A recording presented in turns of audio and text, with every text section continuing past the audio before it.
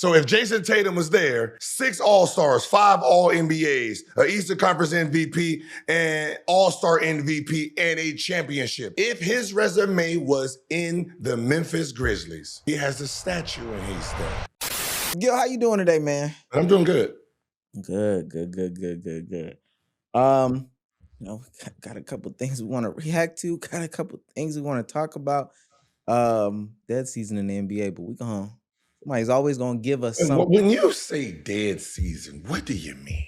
This is the most important part of the season. For NBA, you an NBA player, you on level high alert.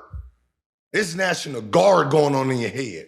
Why is that? Because in the locker room, trades. Oh. When I used to play, you wanted to mess with somebody, all you had to say is da-na-na, da-na-na. What? Breaking news. What happened? Who? Yeah, you ass been traded, bro. For 2 cans of soda and some Mentos. Your sorry ass about it. That's all you hear in the locker rooms. Fake trades going on until somebody really get traded. Then you have the players who be like, yeah, man, I need to get traded, man, because I ain't getting no playing time over here, blah, blah, blah. Then their ass is gone and got traded for real. Then they mad next time you see them. Man, why would they even do that to me, man? I was cool where I was. So y'all was the original fake shams page. Huh? Y'all were the original fake shams page in the locker room, tricking people. Tricking people, yes, sir. Oh my God, that it's stressful, man, because you're hearing trades. Everybody's calling their agent to see if they in there, out of there. Everybody. I mean, unless you like a superstar, you know you're not getting traded. But for the most part, like if we take OKC, Jalen Williams is trying to see if they names is being talked about. Right? If you the number 2 and 3, you ain't really secure like that. I remember having a conversation. Well, this wasn't even during trade deadline, where the owners basically said, we are not trading this guy. We need these 2 players to get along. We have no intentions in trading them. Right?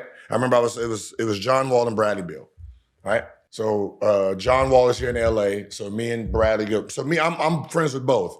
Right? So I have the conversation with Brad, what's the problem? What's going on? Right? Hear his side. John, what's the problem? What's going on? And then I tell him about my situation with me and Javaris. You know, we're teammates. We like, yo, y'all, it ain't worth it. Like, this is, right? And I had to explain to John, like, hey, look, this is where you are right now in your career, right?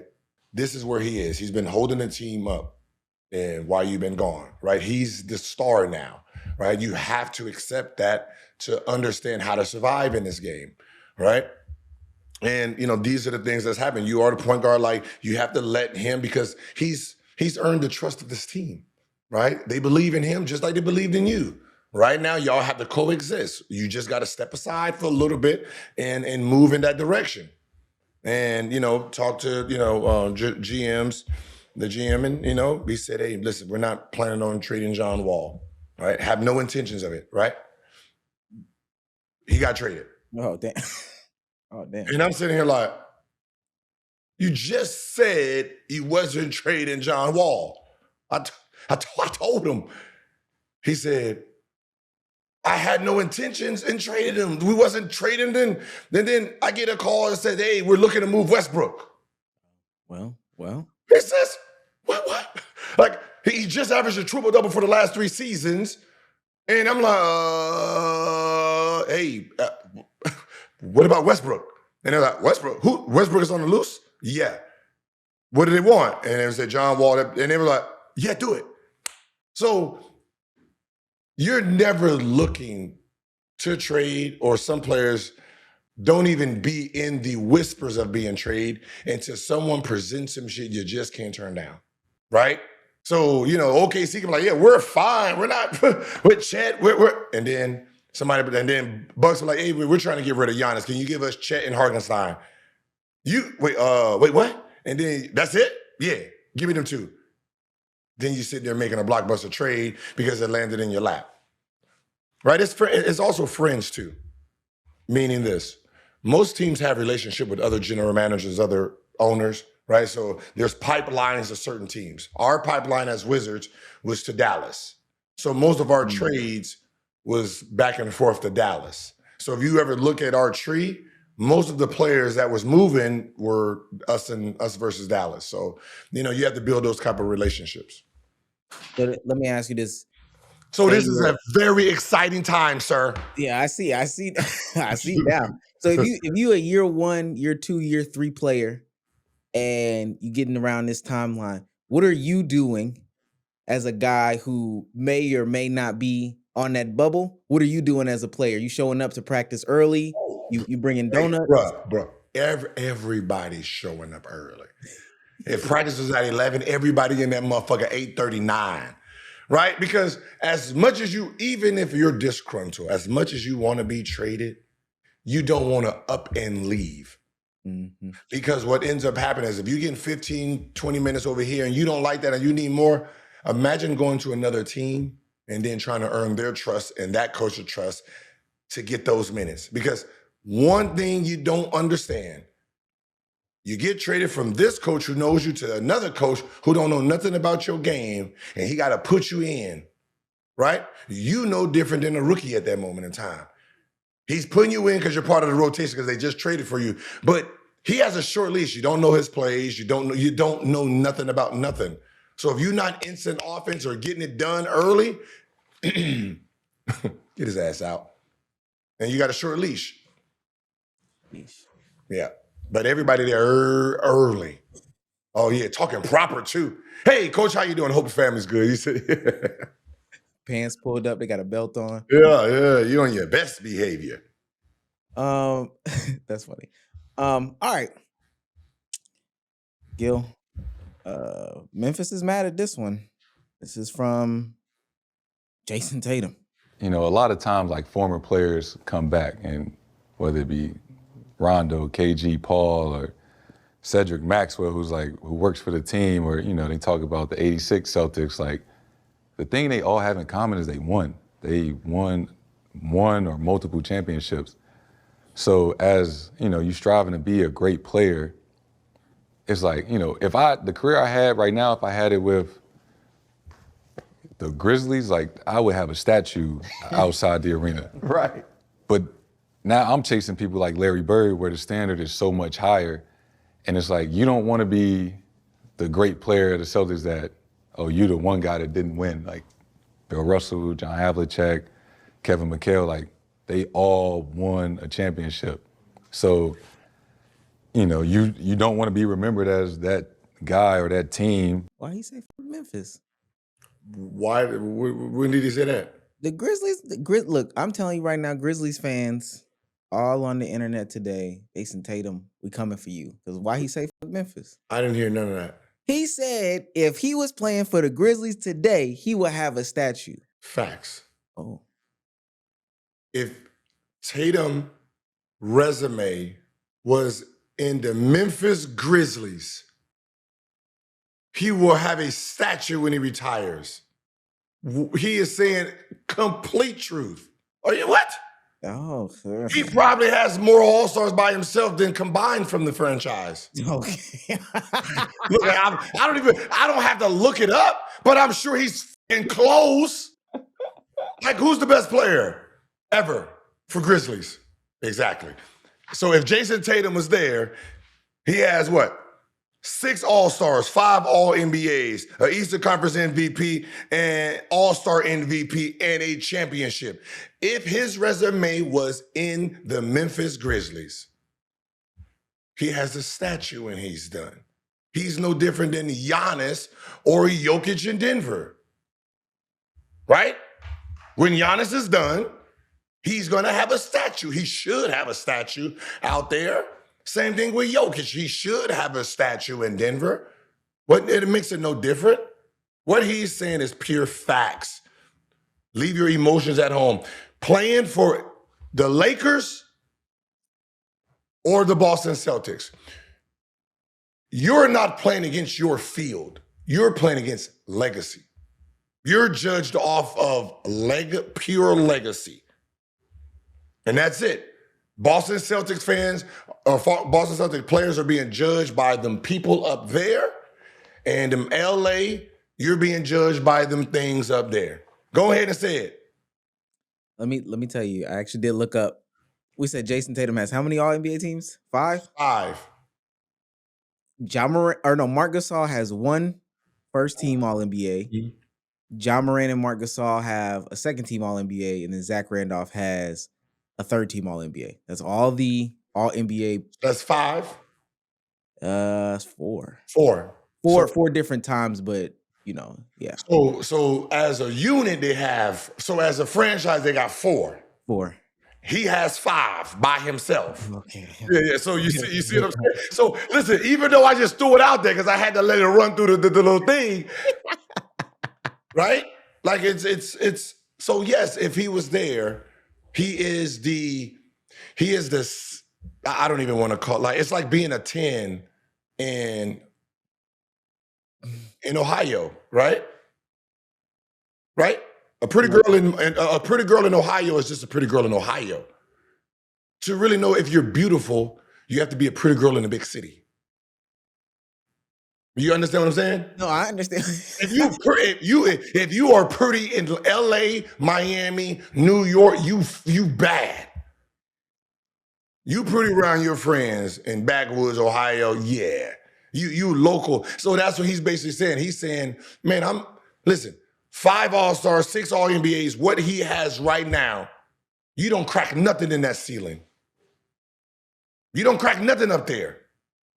He takes that anywhere. He takes that to Memphis, Minnesota, all these, not even Minnesota's cracking, right? But you start moving that resume elsewhere. Come on, man. He's God. He ain't said nothing wrong. He's not saying nothing wrong. That's just you looked it up. Just pure facts right there. You looked it up. That's pure facts. Yeah, Memphis. I can't even shoot for y'all. I don't give a fuck if he plays 0 minutes. Listen, he played 0. We know what he did in the Olympics. Anybody representing the Memphis Grizzlies in the Olympics?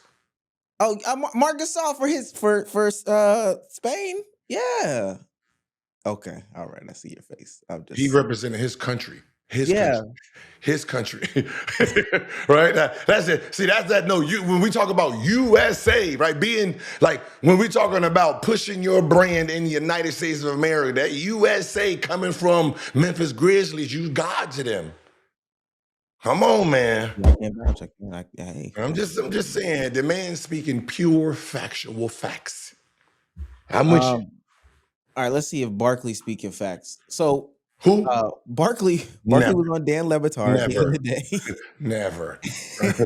He was on Dan Le Batard the other day, and they asked him about their absence from TV and how he felt about them not being on TV, basically. Hey man, that was a hell of a game last night. I know. I was there, man. It was a great game. It was tough at the end for the folks down here, though. But yeah, you had a great year. Can I say you have a great year? Yes. Because you know why? Because I don't want all these punk ass reporters and clowns talking bad about me like they did that lady in Jacksonville who had a moment of humanity. Think about that, Dan. Jacksonville had a great year. They won 4 games last year, and we got so many punks on television and on radio now. Because I don't get into the social media stuff, Dan, I don't do social media. But I started looking, and it was a big story brewing. I'm like, is this woman serious? She's supposed to be a journalist? Have we got to the point now where you just have to be an idiot or a fool or a jackass to be on television or podcast or something now? You can't I can't tell the Hurricanes they had a great season. You can, but I'm curious though how this is going over at ESPN that you continue to call people who work there punks, idiots, fools, and jackasses. Well, they can fire me. Hey, Dan, I got 7 years left on my contract. And you said you were retiring. I am. So listen, Dan, I'm 100% retired. But if I can do something just a little bit stupid, so they have to fire me, they'll have to pay me for the whole 7 years. Come on, man. You started off and said it's great, right? Then you went on a complaint about not being. Is it great that you're not working, or isn't it? Right? Let's just start there. Right? You can't say, oh, it's been great. The transition's been great because your ass has been sitting at home. Now you realize you bored. Your ass them teeth got to move, right? You need them new teeth to be able to say what it's going to say. And you don't like being at home. Hey, I'm with you. None of us do. So you are mad. You're upset that you're not on as much after being the number one show, right? I knew this was happening. I said it. And I said, I hope that ESPN looks at their cast and take the best and put it in one pot and then go from there, because you have everything you need for greatness to be the best platform. But obviously, the way Charles Barkley has over and over and over called them idiots, they are being idiots. They're being exactly what you called them. They're being exactly everything you wanted them to be when you was on the other side. Do not be mad that they are being that person. Are they idiots for not putting you on? Yeah, but that part is on purpose. They're letting you know who's boss. They took your show, treat it like rap game.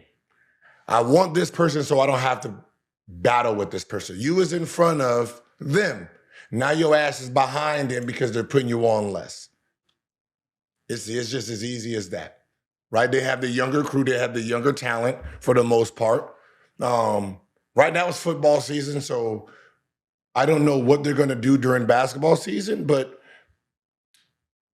benching you was necessary for their growth moving forward, right?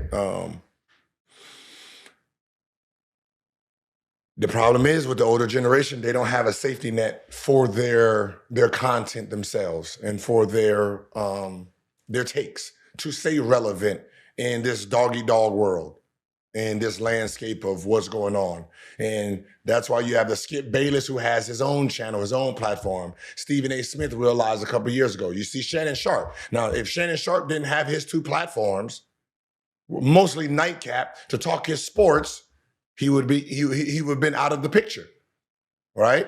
Just like some of those other people, when they cut all those employees and all those people lost their jobs, those big names, they didn't have no some platform to catch them, and that was the problem, and that's going to happen to Charles Barkley because he don't have a platform. Shaq could be fine. Mm-hmm. Shaq could be fine.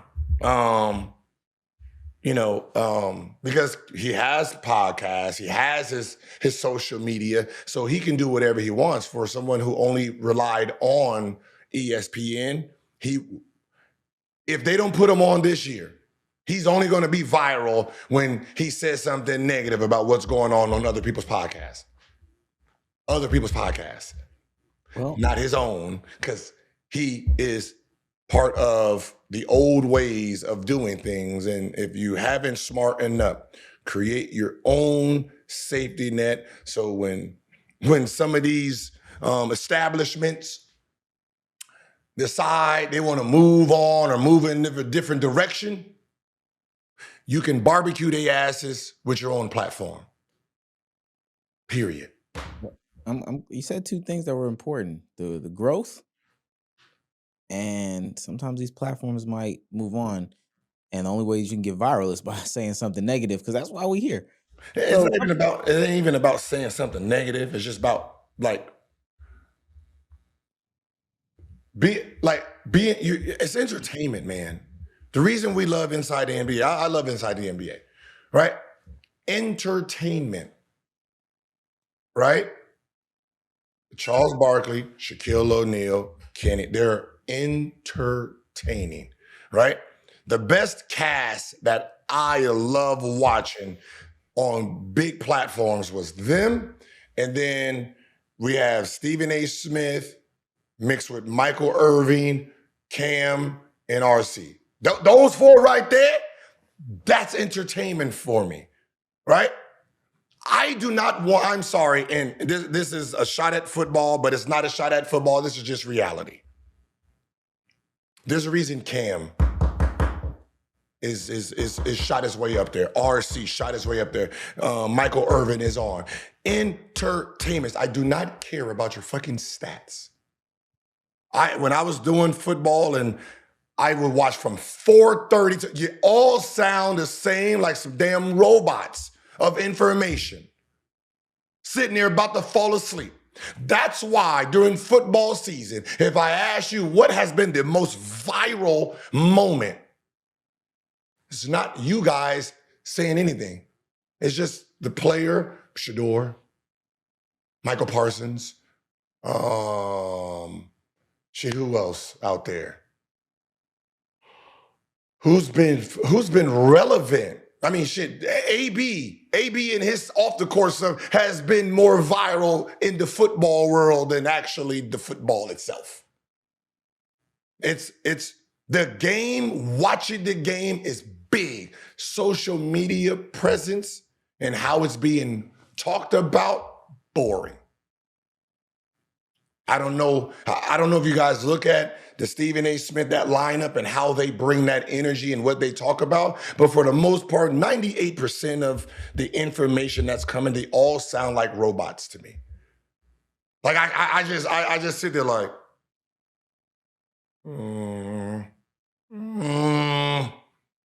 like there's you give me nothing, you're not giving me nothing I can't look up. Like, y'all don't got no story time. Like, it's entertainment, man. God damn, if I want to listen to some boring shit, I'll read the news. It's a beat writer. Let me just read the information versus just hearing it come out your mouth. There ain't no fucking auto book. Entertain me. Well, look, Colin Coward has something a little bit different to say about whether or not they are entertaining or not. Who? Oh. You're always very critical of Barkley. Did you see he's complaining he's not getting on the air anymore? ESPN buried that show. Why am I critical of Barkley? He was critical of the league. Yeah. But what did Barkley say? I don't think I saw it. He doesn't. He wishes he worked more. And my feeling is, this is just conjecture, is that ESPN has a great relationship with the NBA, and they said, "Yeah, we'll bring that show over. You won't see it as much. Put it on the shelf a little bit." Huh? I mean, because Adam during Silver, football season, nobody's nobody's caring. But NBA from February, March, April, May, June, I'm sure he'll be on a lot, right? I haven't seen a second of it this season. I watch the games. I don't, No, I did. It felt very, very big at one time, and now it's invisible. So I don't know. I'm just saying conjecture, but I know there were people upstairs in the NBA office that didn't like how they lampooned the league and some of the players. Were you talking to Adam Silver there? I would say people upstairs didn't love sometimes. They would say NFL shows don't make fun of the players. Why are we making fun of the players? I heard that before from somebody of. Yeah, I agree. Might have started here. I don't know. I'm an originator. What can we do? Yeah. I agree with this. What he's saying is perfectly fine. Like he's saying exactly the problem, but you still got to think they were the number one show still. So no matter how you like it, they were the number one show. So you lampoon it, you take it off the air. You take number one off the air to do what? Get more corporate? Lose more dollars because you're not getting the views, lose more sponsorship because you don't have the number one show. There's this balance of it, right? You have a whole bunch of football shows, but what's the best? There's a reason there's a reason you're paying Pat McAfee what you're paying him. He's different than the rest. You guys are still trying to build this when obviously this is the new wave. I agree with the negativity. And I've always called Charles himself a contradiction to who he was. And he called me an idiot for it. And I'm like, why are we getting the name calling? I didn't call you idiot. I just said, hey, how can you say this about Kevin Durant and jumping teams and he's a bandwagon jumper when, wait a minute, your career is this. You played in Philly. Your team started losing. You're looking bad. You demanded a trade. You tried to trade yourself to Portland. Portland was the #1 team in the West Coast. The #1 team. They didn't want you. You then went to the Suns, which was the #2 team in the West. Add you to that team, you supposed to make the championship. You end up winning the MVP because now it's your stats and that team's record, MVP, right? It was fine when you did it. So now you're bashing Kevin Durant because what? Oh, his team lost to that team. Man, all that. You didn't like your situation. You left for a team that was already dominating in their field or in that season and the seasons before that. You added yourself to the equation and it heightened, right? It's already here. You put them over the top, right? You got rewarded off of that. So for you to bash another player for doing the same thing, I don't like that conversation. Because you want to add a little small piece that wasn't yours. Oh, I didn't lose to the Blazers. No, you don't do that. Don't add that in to make it seem like it's this big of a difference. I don't give a shit why you went to a team. You went to a team. I don't care why you're choosing chocolate ice cream. God damn it, was it chocolate or not?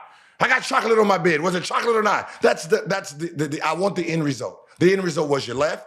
You was rewarded with an MVP. You was rewarded with a finals appearance because you left your situation to go to a better situation, and that's what happened. So don't stop knocking these players for doing the same thing y'all did in your past, man. So the fact that there's a lot of that, there's a lot of tearing down the game itself. When you think about how the young generation look at today's basketball, it's because of how the media portrays them, right? You got the biggest voices in the world, and I'm guilty of it too. But I usually try to bash the sorry players for being sorry. Hey, y'all sorry.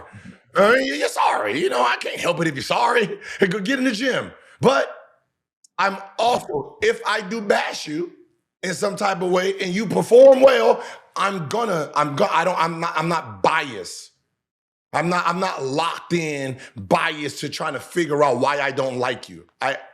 That's never been my goal. Like I love basketball itself. So like Jaylen Brown, I'd never disliked Jaylen Brown. I like Tatum, and they put me against both of them. Like, no, Tatum's better than Brown. No, I'm on Team Tatum side, right? And I said, let me see what Brown does by himself. Brown by himself, superstar. Should be an MVP candidate race because of what the expectations was on the Boston Celtics and what they're doing and what he's doing. Jaylen Brown, Team Jaylen Brown, right? I'm that person. You can call it bandwagon, or you can call it being unbiased and honest. You can jump sides with your thought process. The people who need help is someone who says, I like this person is #1 because of he has, let's say, 6 rings. This guy has 4 rings. So he's behind him. Then the guy wins 3 more rings. Then you're like, no, hell no. Those 3 rings, then you start justifying why you still got the person #1 instead of taking in the information and recalculating it and changing your opinion, right? The people that your opinion is based on because you don't personally like somebody. I can't absorb your information. So if you're saying, I hate LeBron because of, and then you have his resume here, something's wrong with you.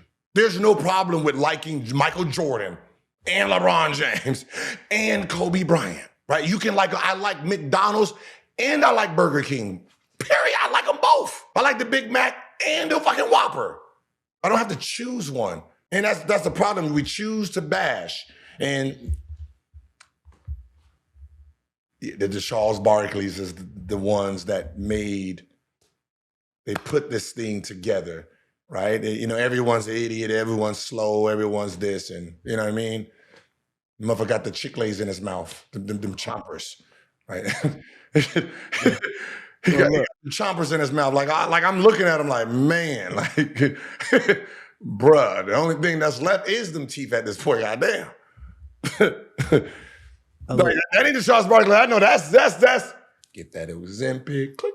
Oh my God. The only thing that carries weight right now is the teeth on him. Congratulations, though. You know what I mean? Hey, I mean, he looks a little bit lighter. I'm glad you said that, because Charles has a message for people like you, and I guarantee he's gonna call us idiots. wait, we gotta hear him out. We gotta hear him out. I didn't get it right. Let me just say this. Well, I hate when people take things out of context. Mm-hmm. We heard you. It's No, nothing out of Can I context. explain? All I said was, so we're working 3 days this week, which is fine. I just wish they would break it up more. We've been off for 2 months. There was no reason for us to be off for 2 months. Why not? And then you got foods on television. It was Christmas, man. Foods.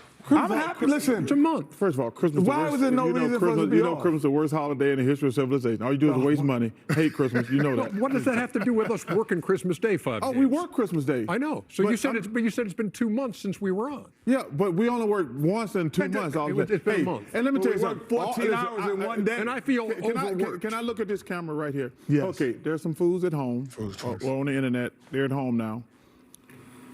Saying that we were talking bad about the players, so they made us work less. Shut the hell up.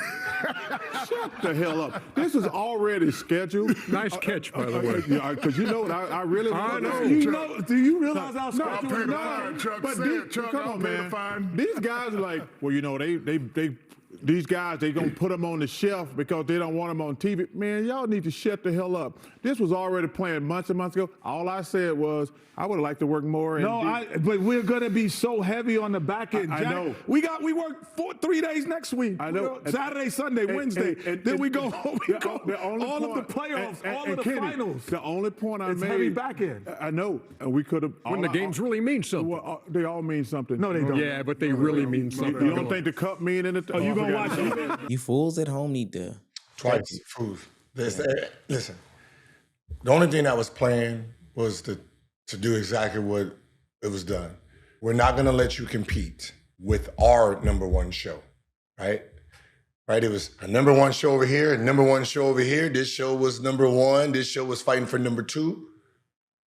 We bought you guys out. I'm not putting you on January. I'm not putting you on November and December to compete with my football.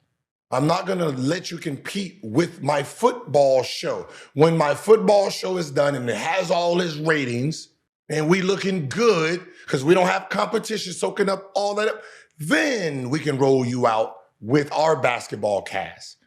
And we'll compete with you in the basketball realm. Because it's not like they're going to stop their basketball shows. They're going to try to figure out how to integrate some of their people inside of your platform. So good luck with that, right? There's going to be a little mixture. It might be, Stephen A. Smith and Shaquille O'Neal. You never know. That's the ability of buying you out. They get to do what they want. It's sad because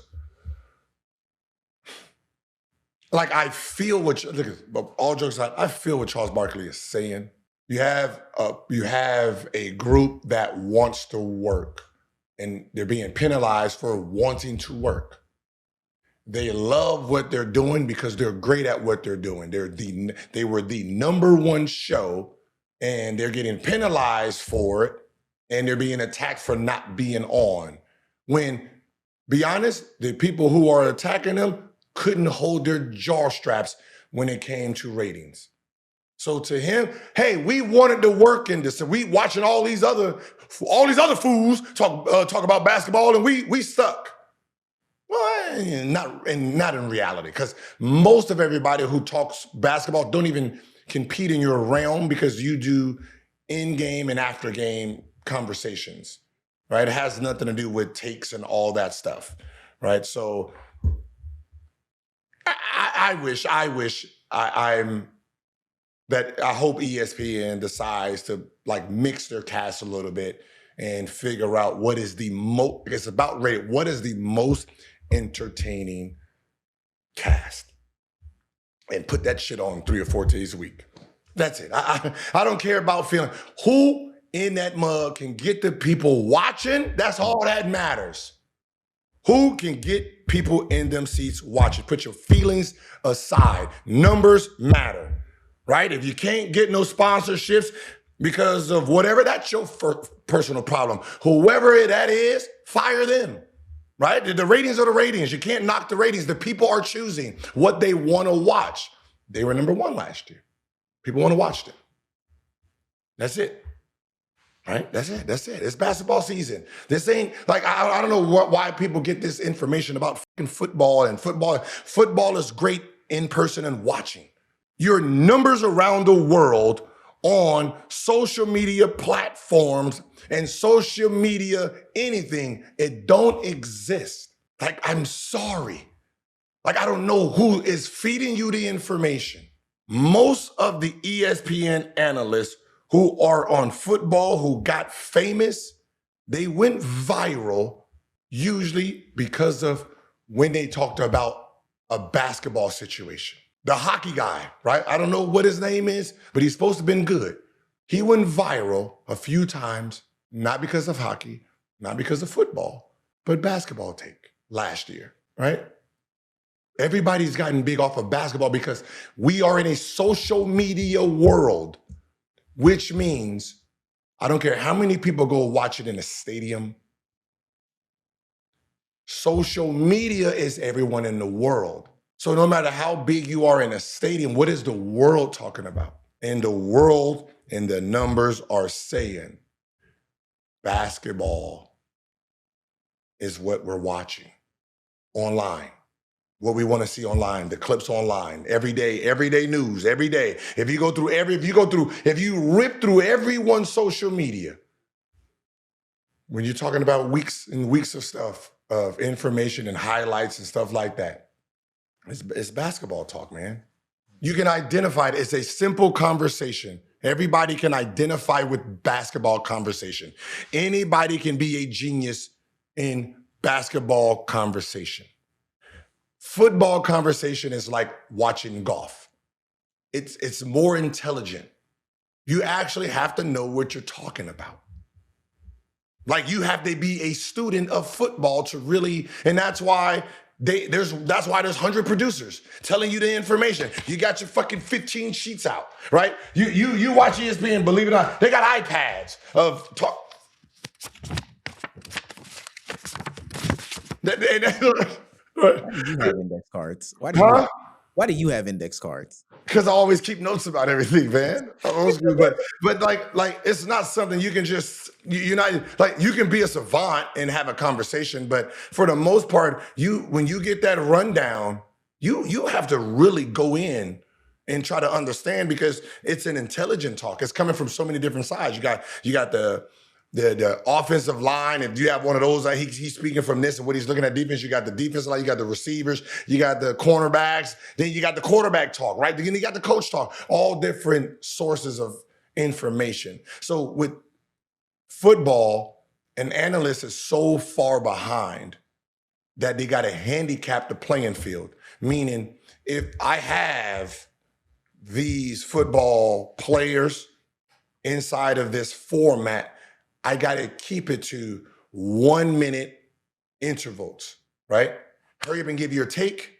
Boom, my take, your take, I rebuttal, move on, right? If you let a football player dissect a question, it'll go over an analyst's head, because they're only going in 1 minute intervals. Like, you can't open up the floor mat on a football player, right? You try to have a debate with Tom Brady and there's no time limit. You're done as an analyst. So you want to break that shit up 1 minute, go, move on to the next topic. And it gets boring. You know, I mean, I'll just be honest, man. It's boring, man. So, hey, how about this? This is how, and this tells you a lot right here. Pro Bowl was announced, right? Yeah. What is the biggest story from Pro Bowl?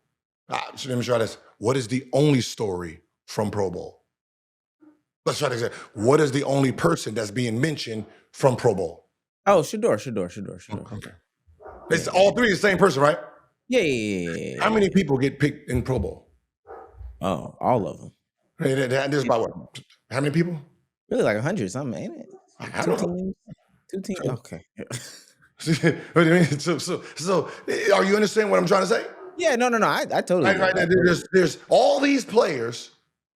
Only one is worth mentioning for social media clips. There's only one name that can carry conversation in a news social media cycle. Out of all these names, you've only talked about Shedeur Sanders, which means because one, you're going to have a group that's happy that he made it. Who cares why he made it? Then you have a group that really wants to try to show everybody that he doesn't deserve to make it because of his numbers. Obviously, the people who like him know his numbers didn't get him in the Pro Bowl. That's not that. That's like, so you going out there saying how bad he is and this and that and that. Cool. There's only one fact here. He made it. His name is there, right? And then my point is, he's the only one you're talking about. Football is so big, you can't name nobody else. How about the ones that did great? They're not popular. They're not entertaining. But the name is not entertaining. I don't know what it is, but obviously Pro Bowl just came up. All these names are picked, and you only pulled one. And only one would do numbers. So how big is the sport in the realm of social media interaction? This is gonna sound crazy. I want to do a role play. Whoa. You're gonna be. I know. Listen, you're gonna be Rob Pelinka, right? Oh, that's easy. I'm be Dalton Connect. Oh, got it. News came out today that apparently Dalton Connect stormed into the front office and demanded a trade. So this is what we're gonna do. You be Rob Pelinka, I be Dalton Connect, and we're gonna act it out. You tell me what happened. All right, ready? Put my best face on. Okay. Hold on. Let me.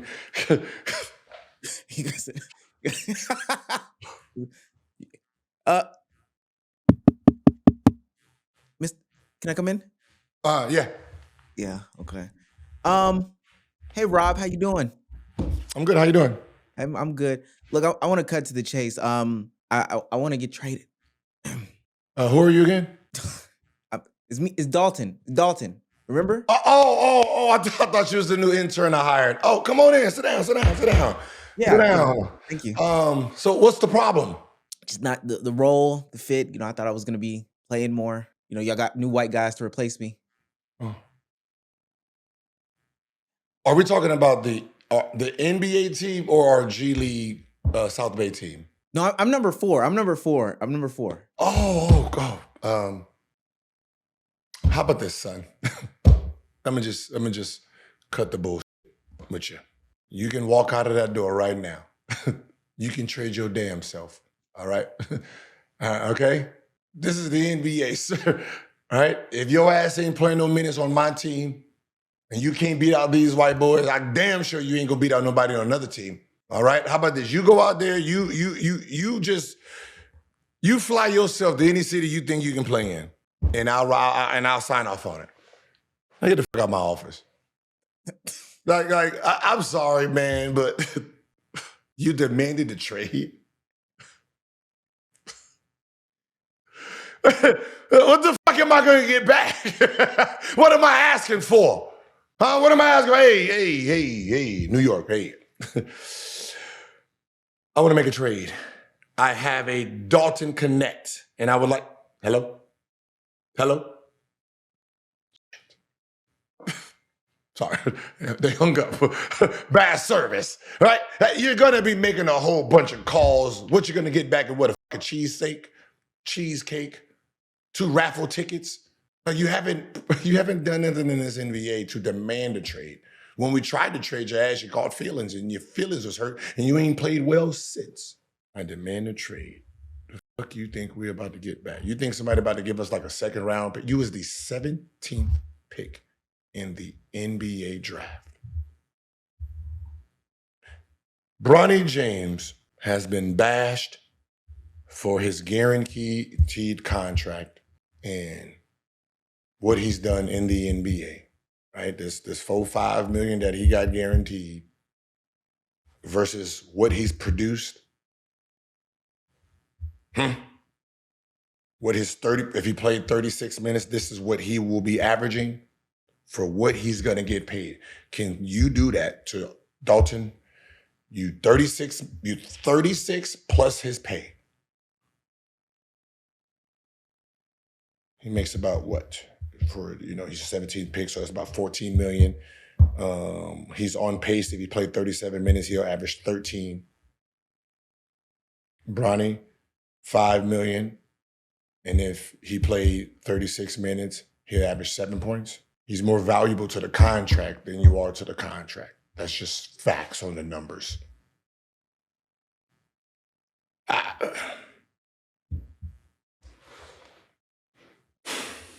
I'm sorry I asked. And it's like, I get it, man, as a young player, and this is my unbiased opinion, right? But since I'm a Laker fan, that was that opinion, right? Bruh, relax.